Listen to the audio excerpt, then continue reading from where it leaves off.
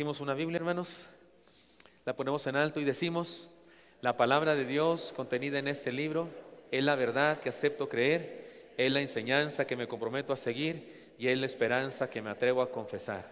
Nada me impide recibirla, nadie me evitará que la haga parte de mi vida y por ningún motivo dejaré de proclamarla. Estoy aquí para leerla, oírla y vivirla diariamente. Amén. Padre Santo, gracias por tu palabra preciosa, Señor, que hoy abrimos para que nos hables, para que nos bendigas, para que nos edifiques, Señor, nos transformes, nos santifiques un poco más. Estamos en tus manos, Señor, queremos oír tu voz, que nada ni nadie te lo impida, por favor, y que nosotros podamos obedecerte. Te lo pedimos en Cristo Jesús. Amén.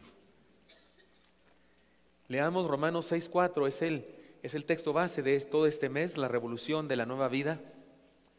Y es un texto muy importante para nosotros los bautistas, porque casi podríamos decir que este texto bíblico dio inicio, algo así, a la denominación bautista.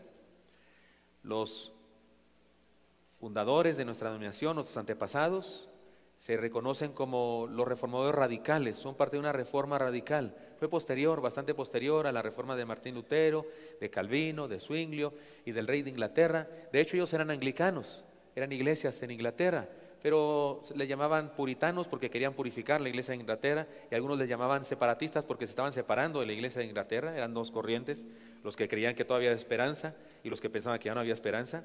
Pero ellos se juntaban y estudiaban la palabra del Señor porque estaban convencidos de que las reformas de los otros reformadores eran reformas a medias. No habían sido reformas completas, y ellos tenían la pasión por regresar a la Biblia, al Nuevo Testamento, y enseñar exactamente lo que dice la palabra del Señor. Y encontraron en Romanos 6:4, lo leen conmigo por favor, si está en la pantalla, dice: porque somos sepultados juntamente con Él para muerte por el bautismo, a fin de que como Cristo resucitó de los muertos por la gloria del Padre, así también nosotros andemos en vida nueva. Y descubrieron y dijeron: nosotros nos fuimos bautizados bíblicamente, porque nos bautizaron de pequeños, porque los reformadores seguían bautizando niños, y nos bautizaron echándonos agua en la cabeza, es decir, a través de la infusión o a través de, digo yo, salpicación, ¿verdad? Rociamiento. O sea, eso no es, pero aquí dice que el bautismo es una sepultura, y no se sepulta a un muerto echándole tierra en la cabeza, sino sumergiéndole por completo. Y entonces decidieron que el bautismo verdadero era sumergir a una persona para testimonio público de su fe, no en secreto allá en la alberca de su casa, sino en público para que otros reciban el testimonio, y habiendo creído, no siendo un niño hijo de cristianos, sino habiendo creído. Y de hecho estaban tan convencidos de estas verdades que estaban descubriendo, que uno de ellos dijo: bueno, ¿y por qué no nos bautizamos así? Y dijeron: bueno, pues nadie está bautizado y nosotros así. Y uno de ellos se autobautizó. Siempre me lo imagino preguntándose: Gilberto Gutiérrez, ¿has creído en Cristo? ¿Me puede repetir la pregunta, por favor? Era el mismo que se bautizó a sí mismo, y después de eso bautizó a los otros 12, y ese sería nuestro fundador, si no hubiese sido porque se desdijo de eso, se arrepintió de eso y se fue como seguidor de Menon Simons, otro reformador, un precioso hermano, el fundador de los menonitas, que ahora se les llama así. Y entonces los otros 12 se quedaron y dijeron: yo seré el sereno, pero yo fui bautizado creyendo, fui sumergido en agua como testimonio público de mi fe, entonces estamos bautizados. Y esos hermanos, estudiando la palabra y este pasaje en particular, constituyeron las primeras iglesias que otros empezaron a apodar por insulto bautistas. Rebautizadores les decían primero, porque bautizaban a personas que según ellos ya se habían bautizado, aunque no estaban bautizados, lo que les habían hecho antes no era bautismo. Y entonces este grupo de personas fueron los primeros, digamos así, bautistas de la historia. Y lo estoy diciendo esto como introducción, porque conviene que recordemos, o que sepamos, si no sabíamos, que los bautistas somos herederos de una reforma radical. Somos herederos de un grupo de personas que estaban convencidos de que debíamos regresar al mismo Nuevo Testamento, que estaban convencidos que la tradición, las cosas que hemos hecho siempre, pueden ser cambiadas y deben ser cambiadas si en un momento dado no son exactamente lo que dice la Biblia. Y ellos estaban convencidos de que van a regresar al Nuevo Testamento y hacer todas las cosas que dice ahí. Y eso debe quedar en nuestra mente para siempre. Y particularmente hoy por el pasaje que estamos estudiando, que es muy interesante. Es Hechos capítulo 6, versículos 1 al 7. Y creo que le podemos llamar así a este sermón: prueba de esfuerzo para una iglesia. Prueba de esfuerzo para una iglesia. ¿Todo bien entonces? Prueba de esfuerzo para una iglesia. Ahora déjeme explicar por qué se llama así, prueba de esfuerzo. Algunos de ustedes lo saben, pero no lo voy a decir ahora como testimonio, sino como una ilustración para introducir esto. Hace algunos años fui sometido a una prueba de esfuerzo con talio. Tenían sospechas de que tenía un problema en mi corazón, Y entonces me hicieron una prueba de esfuerzo con talio. Me pusieron los electrodos como para hacerme electrocardiogramas. De hecho, me hicieron muchos electrocardiogramas durante el camino, durante la prueba. Y estaba yo conectado a todo. Me pusieron un suero también aquí me canalizaron, es decir, y luego me pusieron a correr en una caminadora que subía.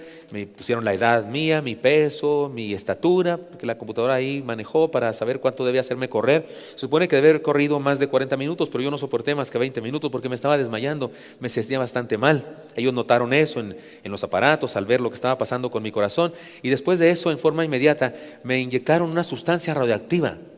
Yo hasta me sentía así en película de ciencia ficción porque tenían un frasco así muy raro que se abrió, así como, yo dije a ver si no sale uno de esos de la Guerra de las Galaxias o algo así, pero no, sacaron un tubo de ensayo con una sustancia verde.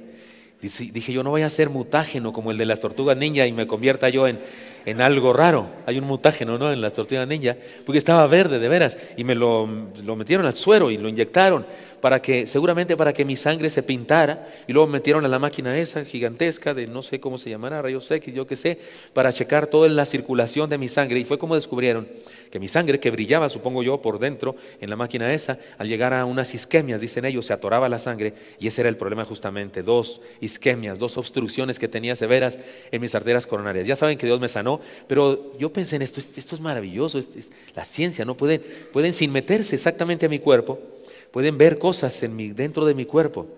Y me acuerdo entonces de que la Biblia dice que la iglesia es el cuerpo de Cristo. Así que les propongo una cosa, hagámonos una prueba hoy, pero no una prueba de esfuerzo con talio, una prueba de esfuerzo con la Biblia. No se preocupen, no les voy a inyectar nada, ni los voy a poner a correr nada, pero les propongo que nos hagamos una prueba como iglesia, y no solamente como iglesia nosotros, la Iglesia Bautista Oreb, sino que hagamos una prueba al cristianismo, a la luz de este pasaje, a ver cómo es que estamos funcionando según los principios que aparecen en este pasaje. Porque en este pasaje, que lo vamos a leer en el camino, cada parte, es donde los primeros cristianos eligieron a los 7 primeros diáconos de la historia. Y los eligen porque hay un problema serio. La iglesia cristiana había heredado del judaísmo la preocupación y cuidado de las viudas. Tan es así que parece que en la iglesia primitiva había una comisión, un ministerio llamado viudas. Pablo le dice a Timoteo, honra a las viudas que en verdad lo son. ¿Cómo puede uno ser una viuda de verdad o puede ser una viuda de mentiras? Es que viuda llegó a ser un término ministerial, así como anciano. En la Biblia se habla de los ancianos y no todos los viejos de la iglesia eran ancianos, porque anciano llegó a significar un ministro, una persona que dirigía la iglesia. Así igual las viudas, eran pues mujeres que servían a la iglesia y se les honraba, y honrarse significa que se les daba un salario, seguramente era en especie, una despensa para que vivieran. Y por eso Pablo le dice a Timoteo, honra a las viudas que en verdad lo son. Y la iglesia primitiva heredó eso del judaísmo y lo aplicaba en su vivencia comunitaria de fe, en la nueva forma de fe que tenían ahora la iglesia. Pero empezaron a haber murmuraciones y se quejaron porque dentro de la iglesia había 2 culturas. Eran todos judíos, todos eran judíos, la mayoría de raza, y algunos judíos de religión, aunque eran de otra raza. Pero las 2 culturas que estaban ahí eran los judíos que habían crecido en Palestina, su idioma era el arameo, y estaban los griegos, que aunque fueran judíos de raza, habían crecido fuera de Palestina, en las diferentes ciudades del Imperio Romano, donde los judíos habían sido esparcidos, por cierto, ya ni hablaban arameo. Sabían algunas palabras porque estudiaban la Biblia en la sinagoga y aprendían algunas palabras, pero hablaban otros idiomas. Y todos ellos estaban formando la primera iglesia cristiana en el libro de los Hechos. Y empezaron a haber murmuraciones entre ellos, que a mi tía no la tratan bien, o que a las viudas de este no las tratan bien, o que aquello, no sé qué, ¿les suena a iglesia bautista esa cosa? ¿Les suena a iglesia metodista? ¿Les suena a iglesia presbiteriana? Pleitos, dichos, que tú, que yo, que no sé qué, cultos de negocios violentos, en donde la gente empieza a decir, es que el hermano no sé qué, y usted está loco, no sé qué. Leí el acta de negocios, de un culto de negocios, de una iglesia de la que fui pastor en Chihuahua, una iglesia que nació por allá antes de la Revolución Mexicana, y leí un acta en donde decía así, la secretaria de actas escribió esto: y el hermano fulano de tal se puso de pie con una pistola, un revólver calibre 22, y apuntó hacia el hermano fulano de tal y le dijo, hermano, usted está equivocado. Oiga, me sorprende la exactitud de la hermana, hasta el calibre investigó. Perdón, hermano, ¿qué calibre es la pistola? 22, está bueno, 22. O sea, me pareció Esa secretaria sería bueno en la iglesia, ¿no? Que apunte todo. Bueno, es una historia muy antigua, claro, no es de nosotros. A nosotros no nos pasa eso, nos pasan cosas peores, pero eso no. Pero había problemas en la iglesia. Había problemas en el cuerpo de Cristo. Por eso conviene estudiar este pasaje para ver cómo le hicieron, cómo resolvieron el asunto. Digo, en el caso que lleguemos a tener algún problema. Digo, en el remoto caso, como decían antes en el avión, en el remoto caso de un cambio de presión, ya no dicen en el remoto caso, eso me tiene preocupado. Pero en el remoto caso de que tengamos un problema en la iglesia, ¿cómo le hacemos? Hagámonos una prueba de esfuerzo como iglesia. Y aquí están las enseñanzas entonces de esta prueba. Número 1, la fuerza de una iglesia se mide por la frecuencia y la clase de problemas que enfrenta. A ver, pastor, dígalo otra vez, ahí está escrito. ¿Está diciendo usted que cuando tenemos problemas es prueba de que somos fuertes? Sí, exactamente. ¿Está usted diciendo que si somos la iglesia de Cristo de verdad tenemos problemas? Exactamente, eso estoy diciendo. En aquellos días, dice el texto, como crecía el número de los discípulos, hubo murmuración de los griegos contra los hebreos de que las viudas de aquellos eran desatendidas en la distribución diaria. Nos dice que hubo problemas de murmuración, eso está feo, chismes, murmuración, reuniones clandestinas, juicio contra los apóstoles, porque ¿saben quiénes repartían las despensas a las viudas? Los apóstoles, Pedro, Juan, esos andaban repartiendo las despensas. Y hubo murmuración contra ellos, no están repartiendo correcto. A mi tía no le dieron frijoles, a la hermana fulana le dieron más leche en polvo, yo qué sé, chismes de aquella época. ¿Sí le suena parecido? ¿Sí ha tenido esa experiencia? Me refiero en otros lugares, otra gente más o menos. Pero fíjese cómo dice Lucas, inspirado por el Espíritu Santo. En aquellos días, como crecía el número de los discípulos. O sea, ¿cuál fue la razón de estas murmuraciones, de este problema? El crecimiento. Hay bendición y hay problemas, siempre. Dar a luz una nueva vida es una experiencia dolorosa para una madre. Hay gritos, sangre. ¿Cierto o no es cierto, mamás? O es cualquier cosa. O sea, ahí les va otro, para que no digan. Mamás, ¿duele tener hijos? 9 meses cargar al chamaco, no sé, un alien aquí adentro moviéndose, debe ser espantoso eso. Ni en mis peores pesadillas sueño eso, no que alguien está dentro de mí, chupando, ¿no es cierto? Nutrición y cosas de esas, porque la mamá puede no comer, pero el tipo come todo. Por eso se les caen las muelas y les sale paño y los cabellos se les caen, no sé qué. ¿Sí, hermana, sí duele? Gracias, Señor, porque le diste ese ministerio a las mujeres. Qué bueno, felicidades, hermanas. Crecer duele, si no pregúntele a ese chamaco que le compramos un pantalón y para el otro mes ya no le queda.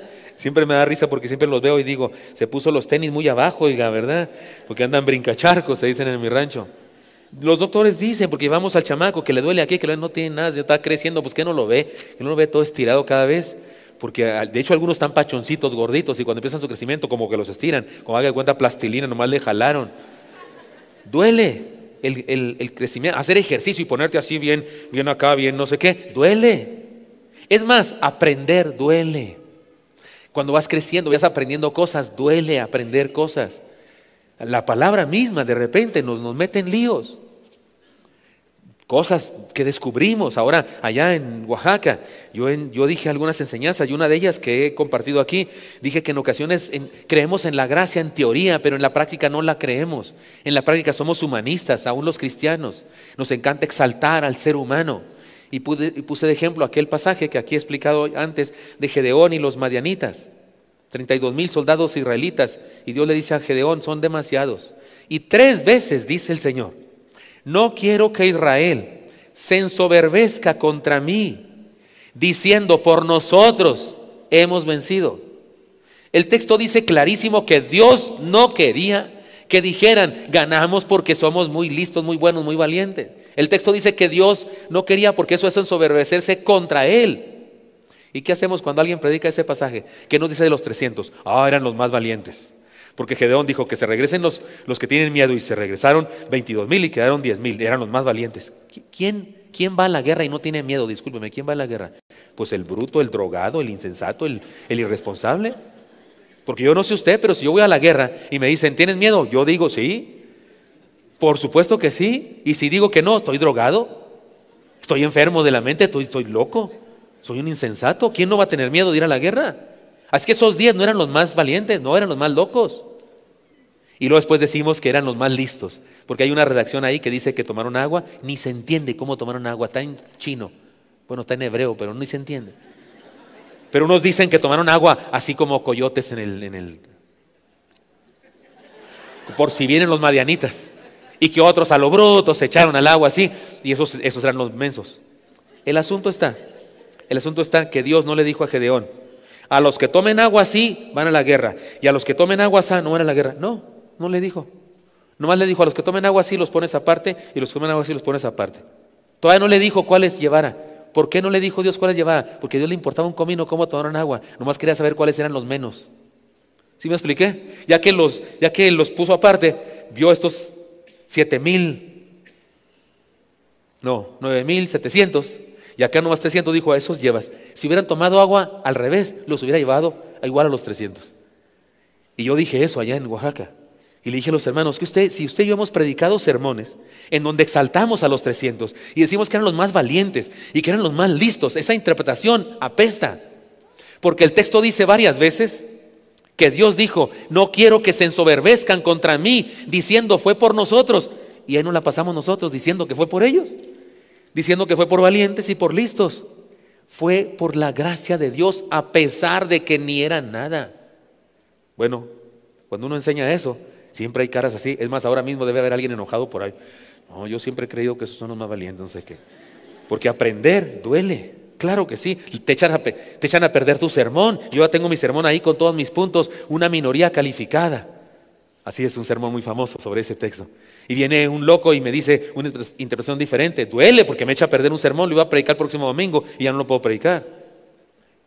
Crecer duele, aprender duele, dar a luz vida duele. Ser la iglesia de Cristo en constante crecimiento duele, crea problemas. Aquellos que viven en una actitud de pesimismo y crítica constante se aprovechan de las problemáticas cotidianas de una comunidad de fe para condenarla, para ocultar su propia ineptitud. Pero si somos honestos, los problemas son señal de crecimiento, son señal de bendición. Se atribuye a Cervantes un dicho, si dice que iba Don Quijote de la Mancha y Sancho Panza, y que dijo Sancho Panza: se oyen ladrar los perros, señor. Y que Don Quijote dijo: señal de que andamos, Sancho. ¿Pero qué cree? Léase usted todo el Quijote de la Mancha si tiene tiempo y ganas. Es un tumbaburros así, ¿no? Léaselo, en ninguna parte dice eso. Pero ¿qué importa? Podemos seguir diciendo eso. Pero es probable que surge de otro escrito de un tal Johann Wilhelm von Goethe o algo así, que en 1808 publicó un poema titulado Ladran. Klaffer, en alemán. ¿A poco no parece ladrido? Klaffer. Sí, es una palabra onomatopéyica, ¿no? Klaffer, o sea, ladrar. Y el poema dice así, su traducción no está tan clara, pero así dice la traducción: en busca de fortuna y de placeres, mas siempre atrás nos ladran, ladran con fuerza.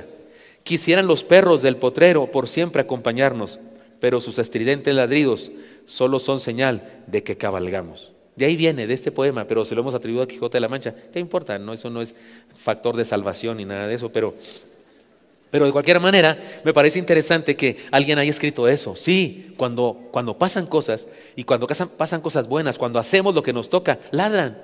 Si usted es un cristiano que tiene el don, el ministerio de observar a otros, o sea, eso es un ministerio, observar a otros, evaluar a otros. Mis antenitas de vinil detectan que aquí hay un problema. Si usted tiene ese ministerio, no tiene problemas de ningún tipo, nadie va a hablar de usted, usted pasa inadvertido, es invisible, ni quien lo voltea a ver. Pero usted trabaja, si usted le entra, es siervo, es diácono, es ujier, es maestro, es ejecutivo IBM a traer esto, IBM a traer lo otro, lo que sea que haga usted, le garantizo, perros ladrarán alrededor de usted. Ay, sí se cree mucho, porque ya le dieron un puesto, ya se cree mucho. Ahí ya se cree la gran cosa porque lo nombraron un diácono. Siempre habrá eso, señal de que andamos. Don Quijote o quien haya sido, lo dijo. Sí, hermanos míos, la iglesia que se describe en este pasaje que estamos estudiando estaba creciendo en una forma extraordinaria y no tardó en enfrentar problemas serios.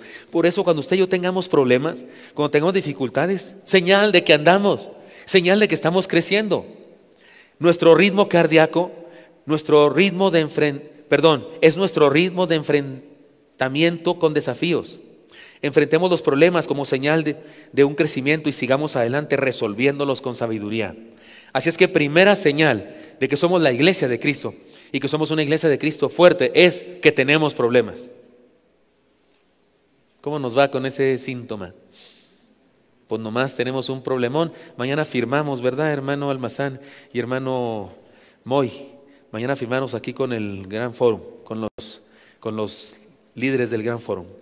¿Cuánto al año, hermano? $1,5 millones de pesos. 1,300,000 pesos. Deberemos pagar para reunirnos todavía un año más, 52 domingos. Hace tiempo no decíamos las cantidades porque había quienes, no sé qué pensaban, que sueñan con que nos lo prestaban gratis o no sé qué piensan. Es bastante barato, porque casi nos cobran al mes lo que cobrarían por un solo día, por una sola fiesta ellos aquí. Pero no tenemos un lugar donde meternos. Mire toda la multitud que somos. Ni en 3 cultos cabríamos en Orea. Tenemos esta, y luego con las grúas y eso, Dios, ojalá que cuando terminen las elecciones sigan con eso de que las grúas no funcionan, porque como que es una estrategia publicitaria, ¿no?, para las elecciones, pero ojalá que sigan después de eso. Si se trata de que gane la persona que decidió eso, yo votaré por ella, nomás díganme quién es y voto por ella, para que siga con esa situación de que las grúas no funcionan, por lo menos ahí con nosotros. Pero tenemos problemas, por supuesto que sí, tenemos problemas y dificultades serias. Mi esposa lo comparte, lo ha dicho en otras ocasiones. Hace años, cuando comencé a grabar los devocionales, que eran para los líderes de zarza, solamente eran para los líderes de zarza, no lo hacía todos los días, lo hacía solamente de lunes a viernes, sábado y domingo descansaba. Y en ocasiones cuando estaba yo bien cansado, llegamos a la casa de madrugada y todavía me iba a la oficina para grabar el devocional. Mi esposa me decía: mi vida, estás bien cansado, hoy no lo grabes, total, mañana les dices lo que les querés decir hoy. Pero ahora, cuando hemos sabido toda la gente que escucha los devocionales, cuando llegamos a la casa bien cansados y me tiro ahí a ver un poquito de tele, de noticias mientras ceno, y mi esposa me dice: mi vida, ya, Cuchile Macoyo Fortense 21, o sea, vete a grabar. Ella no habla en ese idioma chihuahuense, pero me dice: vete a grabar porque montones de personas, miles de personas están esperando tu devocional. Y ahora que estuve bien enfermo, de verdad me costaba trabajo porque me la pasaba dormido porque estaba deshidratado y no lo sabía, y me daba mucho sueño y me daba mucho cansancio. Pero esa problemática de la salud y demás es bendición. Es bendición, algo me enseña Dios de que su fuerza es la que funciona aquí, no la mía, de que no soy gran cosa, de que no soy nada, de que soy vulnerable y cualquier día me pide que me vaya para su casa y iré como el niño que sale de la escuela a los brazos de su padre, aunque le pido que todavía no me deje salir de la escuela. Pero los dolores, las enfermedades se convierten en señal de que andamos cuando somos la iglesia de Jesucristo. Así es que, hermanos míos, espero que la libremos más o menos como iglesia. Y si no, pues entonces hagamos algo para seguir adelante. Hagamos algo a pesar de los problemas que nos vengan. Segunda señal: la fuerza de una iglesia se mide por la creatividad para resolver los retos que enfrenta. Entonces los 12 convocaron a la multitud de los discípulos y dijeron: no es justo que nosotros dejemos la palabra de Dios para servir a las mesas. Buscad pues, hermanos, de entre vosotros a 7 varones de buen testimonio, llenos del Espíritu Santo y de sabiduría, a quienes encarguemos de este trabajo. La iglesia cristiana del primer siglo heredó muchas cosas del judaísmo, como la atención a las viudas, por ejemplo, como la predicación misma. Era típico en la sinagoga. Se reúne toda la gente, se sientan, llega un maestro, un líder, un profeta, le traen el libro de la ley, que era un rollo, así se enredaba, se leía de derecha a izquierda, y se leía la palabra, luego se guardaba, en ocasiones se besaba ese rollo, y entonces se sentaba. Por eso es la cátedra, la silla, cátedra significa, y se sentaba para dar la cátedra, un mensaje. Eso lo imitó la iglesia, hasta la fecha lo hacemos. Mire que eso estamos haciendo ahora aquí, y hasta cátedra tengo yo también, por aquello de las enfermedades. Eso lo imitó la iglesia.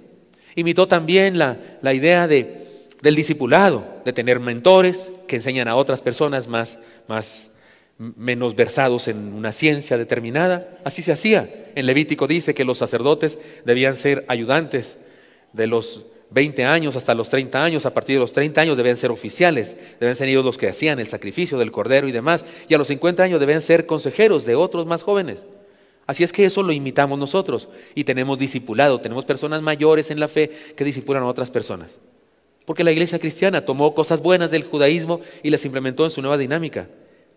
Así que hay muchas cosas que hacemos que tienen su antecedente en el Antiguo Testamento o en la vida de las iglesias, de las congregaciones judías.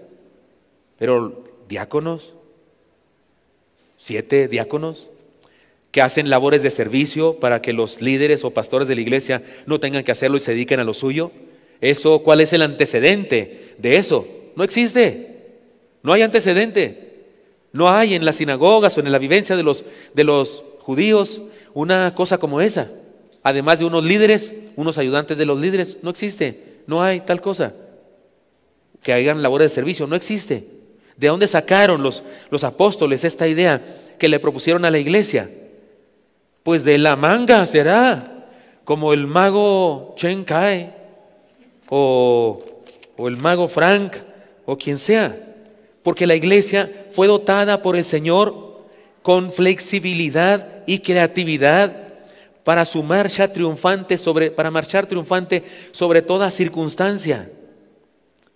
No hay antecedente, pero más que la necesidad, murmuración, mujeres que deben ser atendidas justamente, sin parcialidad, que deben dársele su honra, su salario, su despensa. Hay demasiado trabajo, hemos crecido, no nos damos abasto para andar repartiendo. Tal vez por eso se murmura contra nosotros, porque de repente fallamos en algo. Entonces nombremos un grupo de personas. ¿De dónde salió eso? De la creatividad de la iglesia. Dios diseñó a su iglesia para ser creativa. Una organización, departamento, convención, etcétera, que se estanca en las mismas estrategias está destinada a morir. Algunas personas y algunas comunidades se sienten muy cómodas de hacer siempre lo mismo, experimentan un cierto orgullo histórico al cantar los mismos himnos, dar los mismos discursos y realizar las mismas estrategias. Y aunque los resultados sean los mismos y no buenos, se sienten muy orgullosos de eso. Es más, hay cristianos que creen que la vida cristiana es jugar a las estatuas de marfil. ¿Se acuerdan en ese juego? A las estatuas de marfil, el que se mueva, baile el twist. Y si te movías, pues bailabas el twist. No era tan grande, ¿cómo se dice? Castigo, pero era ridículo estar ahí bailando el twist. Es ese que se hace así. ¿Ya me filmaron? Va a salir en los bloopers, ¿verdad? La iglesia se reorganiza, se redefine según las circunstancias de cada época. 2 expresiones son claves en estos textos. Dijeron, no es justo. O sea, no es correcto, no es adecuado, no es sabio que nosotros hagamos todo, dicen los apóstoles. Y luego dice, buscad. Y por buscad es una nueva estrategia. A ver qué hacemos. Una de las cosas que yo hice aquí cuando vine aquí a esta iglesia, cuando ya fui pastor, porque los primeros años, el primer año y medio no fui pastor, nomás era el predicador. Había un grupo de personas que eran algo así como los dueños de la iglesia y hacían todo. Y decidían todo lo que fuera. Es más, hasta decidieron no pagarme porque les caí gordo por las cosas que estaba predicando. Pero cuando ya fui pastor, cuando después de un culto de negocios muy tremendo, muy serio, y cosas pasaron, Dios nos purificó y esas cosas, cuando ya fui pastor, una de las primeras cosas que hice fue formar el grupo de mujeres victoriosas. Son mis hijas, el grupo de mujeres victoriosas. No había eso acá en nuestra iglesia. ¿Y por qué? Porque cómo se reúnen las mujeres de esta iglesia que trabajan, que son maestras, que son ejecutivas, que son empresarias, que tienen una cosa que hacer. ¿Cómo se reúnen los martes a las 9:30 de la mañana? Si son profesionistas. Ahora mismo debe haber 1000 mujeres que no pueden ir a las mujeres Oreb, porque es los martes a las 9:30. Y entonces le hablé a la hermana Luchi, que está con el Señor, a la hermana Domínguez, la hermana Yolanda, y a su hermana que se llamaba, que ya falleció también, Irma, y llamé a otras hermanas por ahí y les dije, quiero que formemos un grupo, que formen un grupo de mujeres, las mujeres que no tienen pareja, que no tienen esposo y por lo tanto tienen que trabajar, madres solteras, mujeres divorciadas o algo así. De hecho se llamaba el grupo Mujeres Especiales, pero las hermanas dijeron, no, eso de especiales está muy feo, pastor, mejor, y se pusieron Mujeres Victoriosas. Y así surge. ¿De dónde salió esa idea? Que de los bautistas en la convención le enseñaron, no hombre, me apedrean si les cuento esto. No, porque hay algunas personas que piensan que la femenil debe llamarse Unión Femenil Bautista y Misionera y luego alguna cosa. De hecho, que le hayan cambiado el nombre a las mujeres Oreb de nuestra iglesia, porque se llamaban Unión Femenil Bautista y Misionera Sara, y ahora se llaman nada más Mujeres Oreb. Pero hay personas que piensan que debemos seguir haciendo siempre lo mismo, las mismas cosas como las estatuas de marfil y los mismos resultados, o sea, nulos. Es más, hasta hay un himno para esa actitud. Hay un himno para un tipo de congregación así. Es un himno que está en el himnario Picot y dice este himno así: por eso aún estoy en el lugar de siempre, en la misma ciudad y con la misma gente, para que tú al volver no encuentres nada extraño y sea como ayer y nunca más dejarnos. Ese es el himno. Uno se puede ir 2 años y regresar y no ha pasado nada. Es más, hasta se sientan donde mismo todos. Ya se murió una hermanita que tenía como 103 años y a unos chamacos que se casaron ya les nació un hijo, pero de ahí para el real no hay ningún otro cambio, todo sigue igual. Y cantamos los mismos himnos y son hermosos los himnos, son preciosos los himnos y a mí sí me gusta y los cantamos. Pero qué bendición que vengan estas chicas de Yanaya, Mare Lindo, de Mérida, y nos canten cantos nuevos compuestos por ellas. Es hermoso eso. Ya les conté aquel suceso en nuestra iglesia cuando comenzamos a crecer. Y abrimos 2 cultos, uno a las 8, otro a las 12. Después seguimos creciendo y abrimos 3 cultos, uno a las 8, otro a las 10, otro a las 12. El de las 8 era tradicional, hasta la fecha sigue siendo tradicional. El de las 10 era contemporáneo y el de las 12 era mixto. Y recuerdo en el culto mixto, de repente el hermano que estaba dirigiendo se levantó y dijo: hermanos, este himno que vamos a cantar fue compuesto en el año de 1700, no sé qué. Es un himno hermoso de la historia, no sé qué. Y lo cantamos, estuvo padrísimo. Y luego se levantaron el grupo de jóvenes, que eran puros chavalos greñudos así que ya estaban componiendo. Y luego dice el hermano que estaba dirigiendo: pues vamos a cantar un canto que lo compusimos. ¿Cuándo lo compusiste? Volteó a ver a él y dijo: pues antier lo acabé, antier. Entonces cantamos uno que fue compuesto en 1700, no sé qué, y cantamos uno de antier. ¿Cuál es el problema? Así es la iglesia. Se renueva, se reestructura para afectar a las circunstancias del momento. No cambiamos doctrinas, ni principios, ni valores. No, eso está intacto. Pero la forma como lo decimos, sí. Tolérenme este ejemplo que alguna vez lo he dado ya en el Congreso Crece. La iglesia es como Terminator. ¿No vieron Terminator, la 1?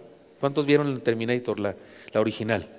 Para los que no son versados en esta historia, una máquina, en el futuro las máquinas gobiernan el mundo. Y en el futuro hay una rebelión de humanos en contra de las máquinas, y como las máquinas manejan el tiempo, ya fueron al futuro y descubrieron que los humanos van a ganar por culpa de un tipo que hay ahí, un tal O'Connor. Y entonces, ¿cómo le hacen? No lo pueden encontrar para matarlo. Entonces deciden mandar una máquina al pasado, o sea, nuestro presente, al pasado, para matar al papá de ese chamaco que en el futuro va a ser. Y vienen acá y andan persiguiendo a un muchacho junto con su mamá, y eso se trata de la película, de la máquina esa, Schwarzenegger, es la máquina. Pero es una máquina que soporta todo. Le dan un balazo aquí, se abre la tapa, se amarra los alambres, se cierra y sigue funcionando, persiguiendo a porque eso es su misión, perseguirse. Le ponen aquí los letreritos y no sé qué, y esas cosas. Le dan un bazucazo y le sacan un ojo, se mete un baño de gasolinera, se quita el ojo, lo tira, se pone un parche y sigue funcionando. Es más, la queman con un lanzallamas, le quitan lo androide, la forma humana, se la quitan y sigue funcionando así, puro fierro, persiguiendo al mentado chamaco.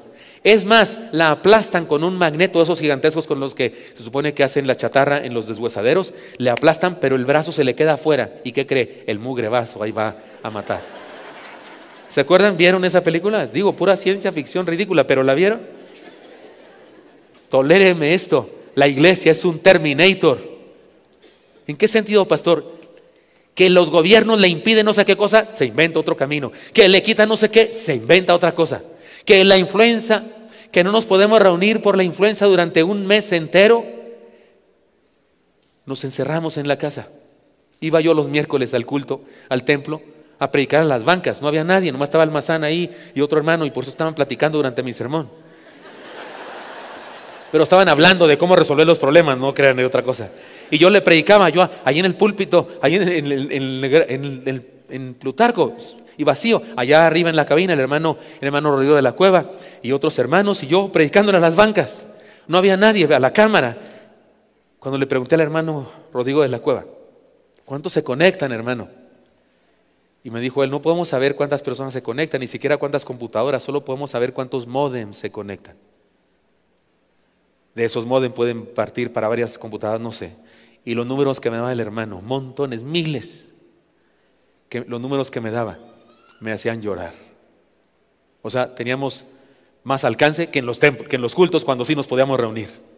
Hasta daban ganas de seguirle así: esta está más suave, puedo hasta predicar en pijama, nomás me pongo de aquí para arriba así formal. Acá puedo estar en short, nomás no bajen la cámara. Puedo estar muy fresco, ¿no es cierto? En chanclas, pero si se les cae la cámara, entonces sí es un problema. Por eso mejor no. Oiga, la iglesia es un Terminator, se organiza como los jugadores de fútbol americano, hace team back. Sí, tú le pegas, yo lo muerdo, yo le jalo, sale, vale. Eso hacen en los fútbol americanos, hace team back para ponerse de acuerdo cómo le hacen. La iglesia hay circunstancias que no puede enfrentar, se reorganiza, se redefine y va que va. No cabemos aquí en el templo, solo caben 350, ya hay gente sentada en los pasillos, ya la gente viendo la televisión, ya no caben. Es un calorón bárbaro en verano, así nos pasaba allá en Plutarco. ¿Cómo lo resolvemos? No tenemos un terreno, no tenemos un lugar más grande, ¿cómo lo resolvemos? Ustedes no saben, pero un amigo, un hermano que en esa época está en la iglesia, el dueño de los colegios anglo-mexicanos de Coyoacán, rentó un helicóptero para dar una vuelta por todas partes. No nos subimos al helicóptero porque en esos días se cayó un helicóptero del secretario de Gobernación y entonces nos dio precaución. Pero el hermano sí pidió que alguien hiciera eso y que viera qué lugares, qué terrenos había grandes. No encontramos a la redonda de Oreb. Luego pidió a diferentes personas de bienes raíces, un auditorio, cuál es el auditorio más grande en 5 kilómetros a la redonda, y se descubrió este. Y luego buscamos hacer contacto con el secretario general del sindicato de aquella época. Fue toda una labor que una persona ofreció ayudarme a hacer. Y finalmente se descubrió que tenía este lugar. Se reunió una iglesia carismática aquí en el Zafiro. ¿Se acuerdan de eso ustedes? Los que dimos el salto juntos, se reunió otra iglesia acá, pero en este lugar no. Y entonces venimos acá. Era un dineral por un solo domingo. Ellos lo rentaban en 100,000 pesos por un solo día, una sola mañana. Negocio con ellos y qué hacemos y qué no hacemos. Olía a cigarro aquí todo el tiempo, porque en esa época todavía no se hacía la ley, aquella de que no se puede fumar en un lugar cerrado. Pero el siguiente domingo de nuestra reunión ya estaba esa ley aprobada, pero antes había colillas por ahí de cigarros y no sé qué. Es una locura, nos criticaban en todas partes de la República. Pastor, ¿qué? Los de Oreb ya salieron de su templo sacrosanto y puro, se están reuniendo en un salón de baile, ahí donde graban reventón musical. Porque sí, aquí graban reventón musical, por aquí anda una odelisca bailando así para allá y para acá. Ese ritmo así muy suave que le hacen los saxofonistas. ¿Sí ha visto los saxofonistas que tocan turros? No sé qué. Aquí lo hacen, aquí más o menos y otros allá. Pero venimos nosotros y lo santificamos. No. Y aquí la palabra se predica. Y algunos, es una locura. Es la creatividad de la iglesia. La fuerza de una iglesia se mide por la creatividad para resolver los retos que enfrenta. No dejemos de crear todo aquello que sea útil para el alcance de las metas que en su nombre nos hemos fijado. Hay problemas, la corrupción en el mundo entero, esta agenda gay que hay en el mundo y que la apoyan los gobiernos y la apoyan las televisoras y la apoyan los artistas y los literatos. Esta agenda que dice que el hombre nace neutro, el ser humano nace neutro, no sale ni hombre ni mujer, nace neutro. Hay en el camino que decida, es una aberración, es una mentira y tiene como objetivo destruir a la raza humana. ¿Y cómo hacemos para contrarrestar esa enseñanza perversa que hay en el mundo donde quiera? Pues discipulado, camino de Emaús, venid y ved, pacto de señoritas. Hoy por la tarde 10 jovencitas comparecerán delante de sus papás o sus mentores y van a decir, prometo ser una mujer de Dios. Ya estoy llorando, pues en la tarde voy a llorar más, ¿verdad? Y van a decir una serie de cosas, una promesa de mujer de Dios. Y van a recibir de sus padres o sus mentores, sus mamás, van a recibir una respuesta, te creo, hija, y oro por ti, para que seas valiente como Débora, para que seas entregada como María de Betania. Una serie de cosas le van a decir sus papás. Y alguien va a preguntar seguramente, ¿de dónde sacaron eso? ¿Dónde inventaron ese ritual? Toda la Biblia dice que debemos ser discípulos.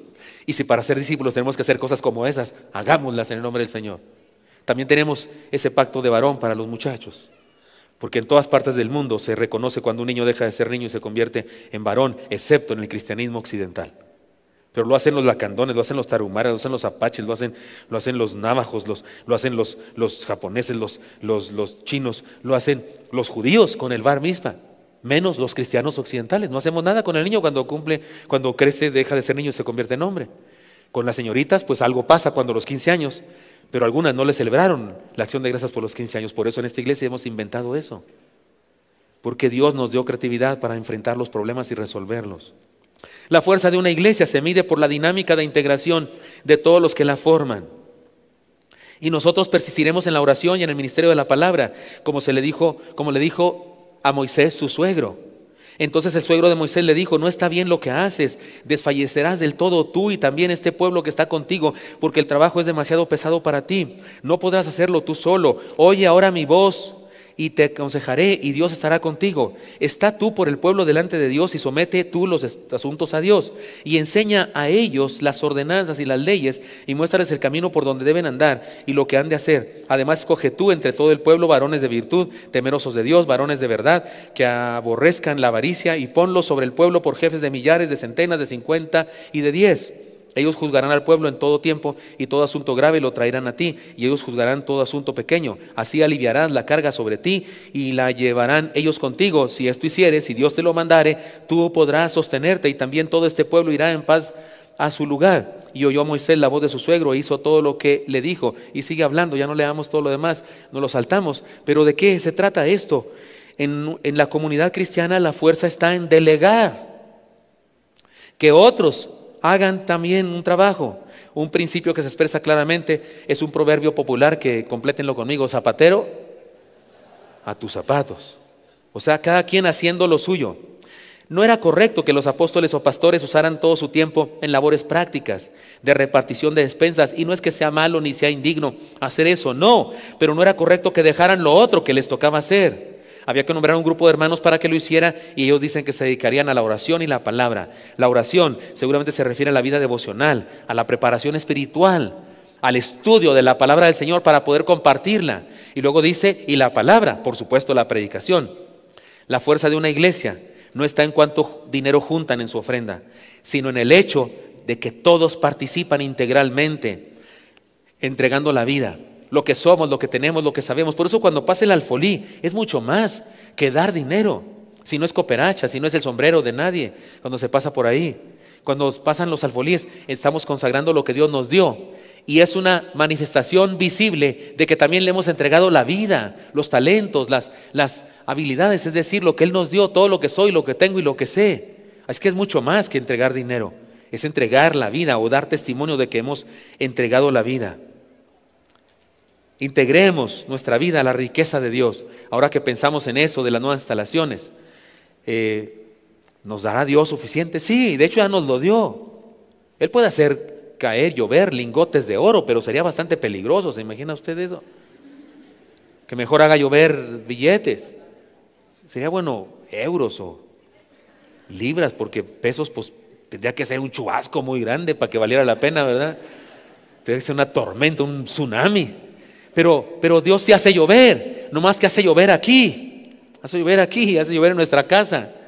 Y entonces, de lo que hace llover aquí, Él me ha indicado que una parte me la dio para honrarlo, para mostrarle en un acto de fe, un acto de amor y un acto de adoración, y debo consagrar eso para su obra. Entonces sí, Él nos da, pero eso cuando lo entrego significa que ya entregué mi vida también, significa que entregué también mis talentos, mi tiempo, mi esfuerzo. Y que esto es solamente un símbolo material de ese otro esfuerzo integral de mi vida. Así que sí, la fuerza de una iglesia se mide por la dinámica de integración de todos los que la forman. No eran solo los apóstoles, ahora más personas se integraban al trabajo. Y la fuerza de una iglesia se mide por la vivencia plena de su gente. Me encanta este texto, léanlo conmigo por favor. Este es casi el último texto que leemos, solamente nos quedaría el versículo 7, pero lean conmigo esta parte. ¿Cómo dice? Agradó la propuesta a toda la multitud, y eligieron a Esteban, varón lleno de fe y del Espíritu Santo, a Felipe, a Prócoro, a Nicanor, a Timón, a Parmenas y a Nicolás, prosélito de Antioquía. Ahí tiene nombre para sus futuros hijos, hermanos. A los cuales presentaron ante los apóstoles, quienes orando les impusieron las manos. ¡Qué expresión tan más elocuente! Agradó la propuesta a toda la iglesia, a toda la asamblea. Les encantó la idea. La votación fue unánime. No hubo así, unos con sospecha, esto me huele a gato encerrado. Pues ya báñese, ¿verdad? Vale la pena decirle a alguien así. Todos dijeron, sí, va que va. Agradó la propuesta a la iglesia. Podemos decirlo de otra manera, la iglesia se puso feliz por la idea. Cuando la dinámica de crecimiento en la comunidad cristiana se reorganiza, se provoca la felicidad de la congregación. Qué triste es que algunas congregaciones vivan constantemente en discordia, en infelicidad y en disensión. Qué triste es que una nación viva en pleito y en rumor y los insultos mutuos. En la congregación fundada por el Señor Jesucristo se tiene la posibilidad de trabajar y ser felices. Vale la pena preguntarnos, ¿qué tan feliz eres en la iglesia, hermano? ¿Qué tan feliz eres en la iglesia? ¿Qué tan contento estás con el ambiente que se vive en el reino de Cristo? Si no estás muy contento, una de dos, o estás en un lugar equivocado o estás amargado. En la iglesia hay problemas, claro que los hay. La iglesia está formada por humanos, por terrícolas. ¿Cómo quieres que no haya problemas? Pero hay creatividad para solucionarlos. Hay distribución de las tareas como resultado, hay plenitud de vida. Así es que hagamos algo para no terminar deprimidos, heridos y disgustados cuando ejercemos el trabajo cristiano. Porque fuimos salvados para ser felices. Analicemos nuestro corazón y tengamos cuidado de limpiarlo de la envidia, del celo, de la pasión por el reconocimiento, por la competencia del leal y todas esas cosas que nos impiden disfrutar de la bendición comunitaria. Ya les he contado que la hermana Yani, ya es leyenda. Esta actividad a la que fui en Oaxaca es una actividad para predicadores, se llama Conferencia Nacional de Predicación. Y yo fui el conferencista invitado. Fui a la primera cosa de esas porque eso se inventó hace poco y yo fui a la primera, a la inauguración de esa actividad junto con otros conferencistas, pero ahora yo fui el único conferencista. Pero las mujeres ahí de la regional se enteraron de que iba mi esposa y le dijeron al director del seminario, oye, ¿por qué no hace una conferencia para mujeres también? O sea, bueno, y cuando mandaron el programa me dijeron que íbamos a dar conferencias desde el jueves y viernes, 5 conferencias, yo a varones y 5 conferencias mi esposa a las mujeres. Y me dice mi esposa, no, mi vida, ¿cómo crees? Si van a oírte a ti, ¿a mí qué? Ni me conocen. Dile a los hermanos que doy una conferencia si quieren, si acaso 2, y tú las das todas a todos en general. Y le hablo a los hermanos yo para decirles que mi esposa prefería así. Y me dicen, pues no sé por qué, hermano, pero déjeme decirle, no se ofenda, pero con usted tenemos inscritos como 30 personas y con la hermana Yani como 250. De hecho, finalmente conmigo fueron 40, 50 por ahí, si contamos a los niños, y con mi esposa fueron más de 300. Mandaron a hacer un arco ahí así de flores, así tipo 15 años, tipo boda, para tomarse fotos con la conferencista. Yo alcancé fotos ahí, aunque me sentía medio muy... Puse cara así porque hay un marco así muy femenino. Y esto lo voy a decir en términos de queja, aunque en realidad es orgullo o felicidad o lo que usted quiera. Pero cuando ella escribió su primer libro, la invitaron a ser la predicadora de una actividad allá en Miami, en la Expo cristiana, la más grande, ¿cómo se llama?, exposición de literatura cristiana.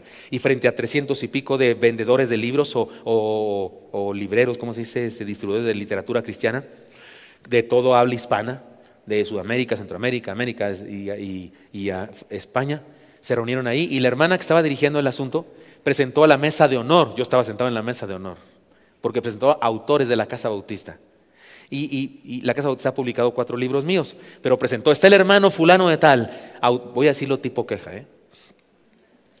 el hermano escribió un librito así chiquito,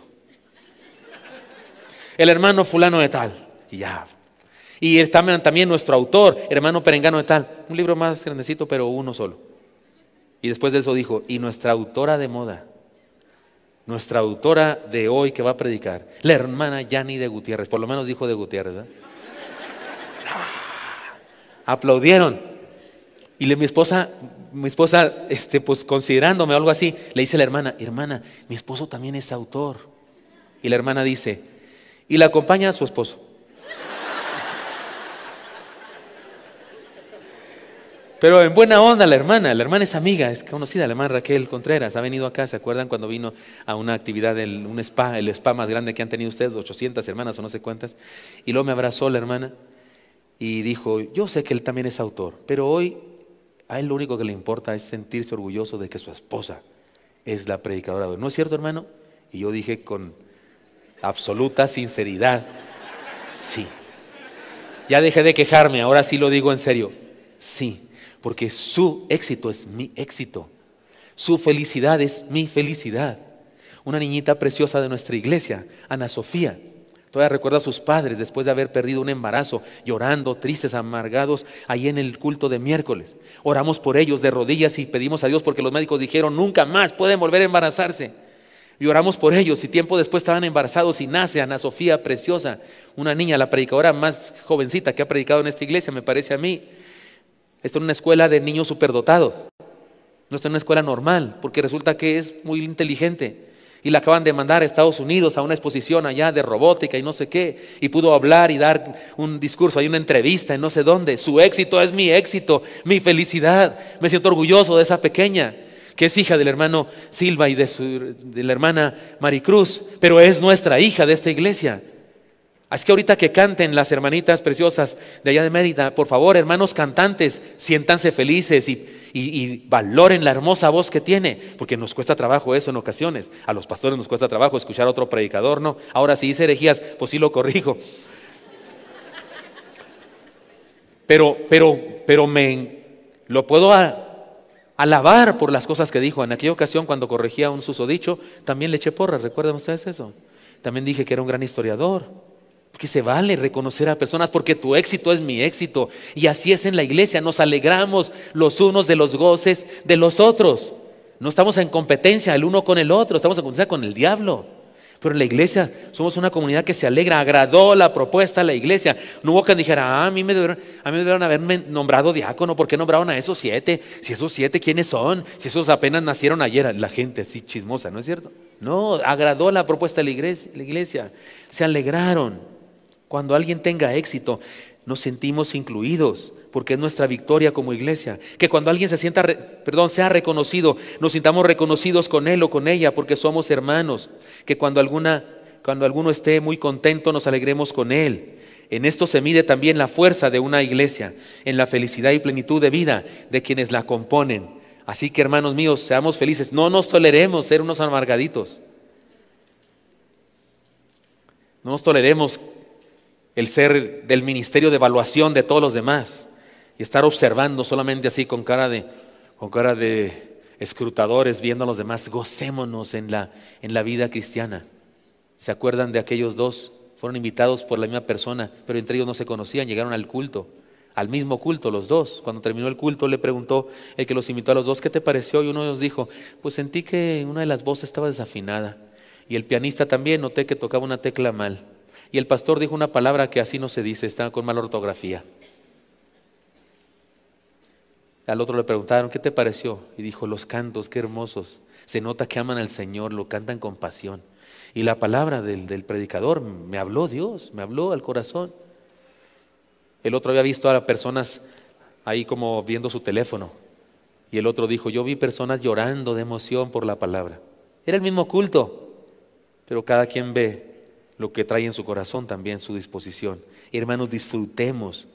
En esto se mide también la fuerza de una iglesia, en la felicidad y plenitud de vida de quienes la componen. Seamos felices. Y por último, la fuerza de una iglesia se mide por los resultados que se obtienen.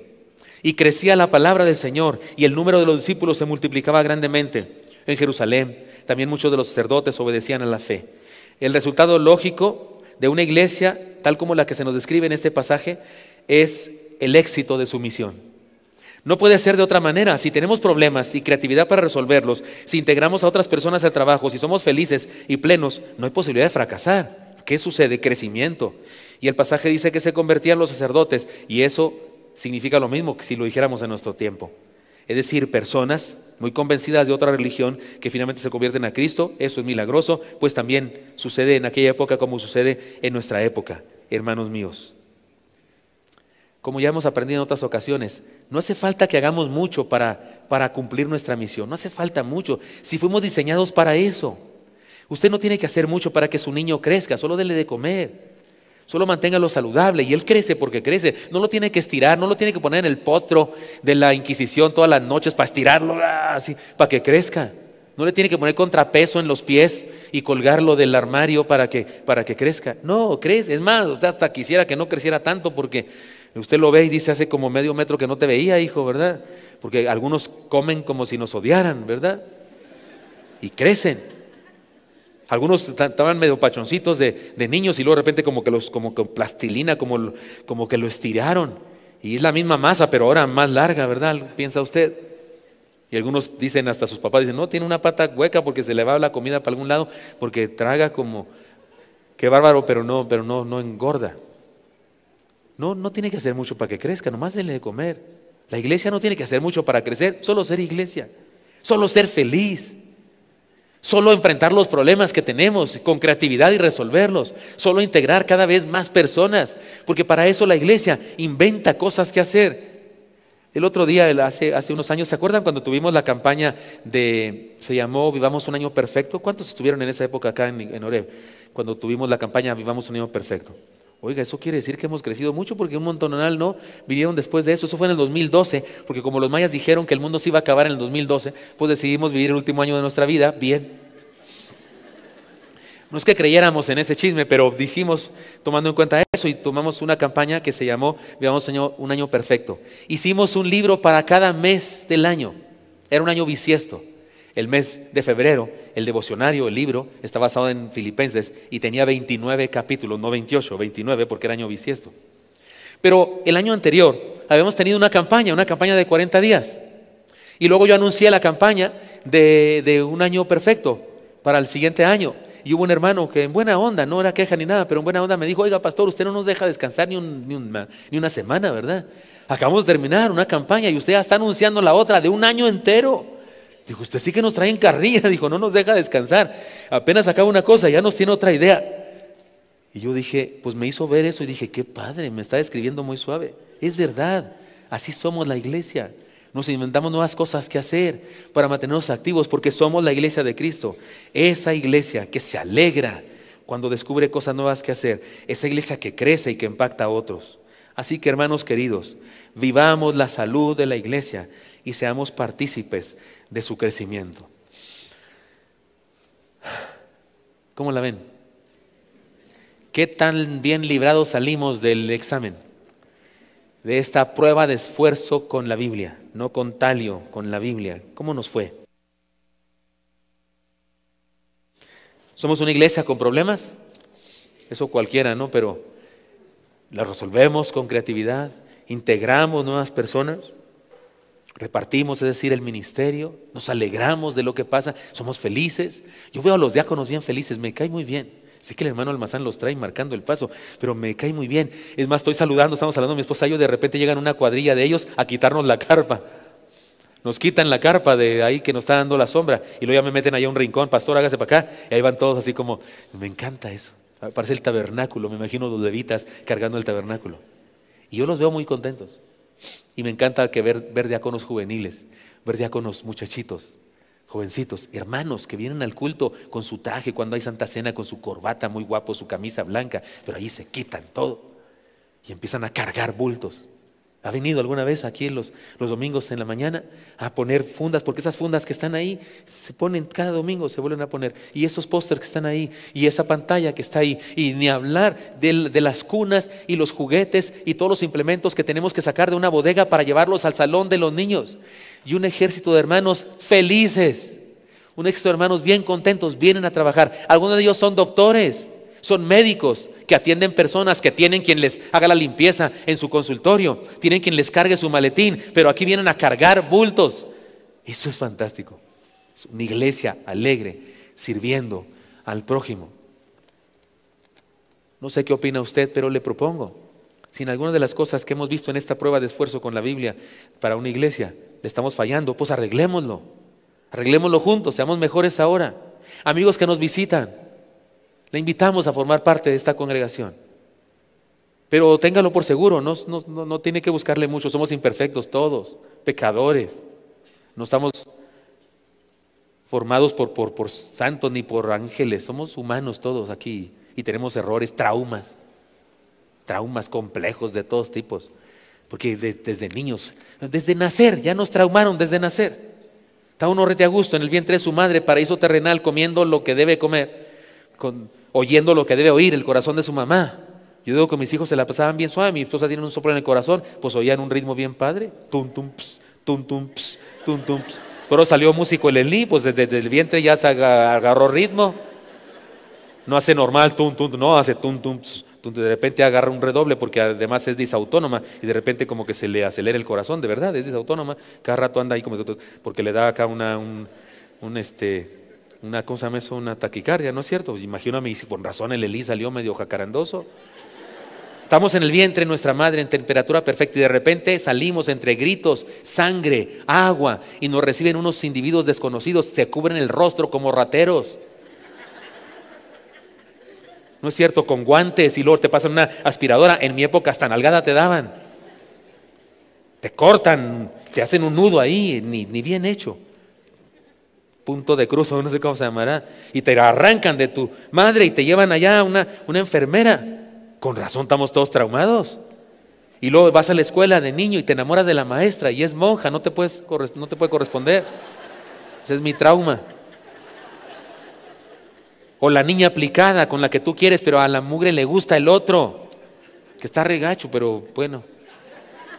Para cuando llegas a la edad adulta, estás lleno de heridas, como soldado vietnamita que les talló una mina. Y luego te salva el Señor y llegas a la iglesia. Y sí, te da una nueva vida, pero hay señales que por ahí traemos todavía. Así que amigos que nos acompañan, no somos perfectos. Pero usted tampoco, no se apure. Aquí nos sanamos unos a otros, nos toleramos unos a otros y formamos la iglesia del Señor. Esta iglesia que en el libro de los Hechos, capítulo 6, salió tan lista. Un problema y lo resuelven con creatividad y gracia divina. Me encanta este pasaje. Bueno, independientemente de qué calificación nos ponga usted como iglesia acá, a todos nosotros, yo le propongo 7 cosas muy prácticas que hacer. Porque los sermones aquí son prácticos. No me voy a quedar así en las alturas de la filosofía o la teología. Llevémoslo esto a la práctica. Por eso les propongo 7 cosas y quiero que las lean conmigo, estas 7 propuestas. Número 1, léanla conmigo por favor. Enfrentemos los problemas con creatividad y no con crítica, mucho menos con chisme. 2, integrémonos a la dinámica de trabajo en nuestra comunidad. Tenemos algo que hacer y algo que dar. 3, trabajemos para que nuestra iglesia se mantenga sana. 4, construyamos puentes y derribemos barreras. Perdonemos y pidamos perdón. 5, cumplamos nuestro ministerio. 6, diezmemos fielmente. Vivamos la prosperidad que Dios ofrece. Y en este punto algunos pueden sobarse o decir, ¡ay! Y 7, y seamos felices y plenos al ser testigos de las grandes cosas que va a hacer entre nosotros. Amén. Me hicieron una entrevista allá en Oaxaca, un hermano, un historiador, para algo la quiere, dice que va a escribir algo y le pareció oportuno entrevistarme a mí y me hizo muchas preguntas. Tenía como 7 preguntas y terminó haciéndome como 50, se fue grande y como que se engolosinó y siguió preguntándome. Cada vez decía por último, ¿verdad? Me decía por último y me hacía otras 5.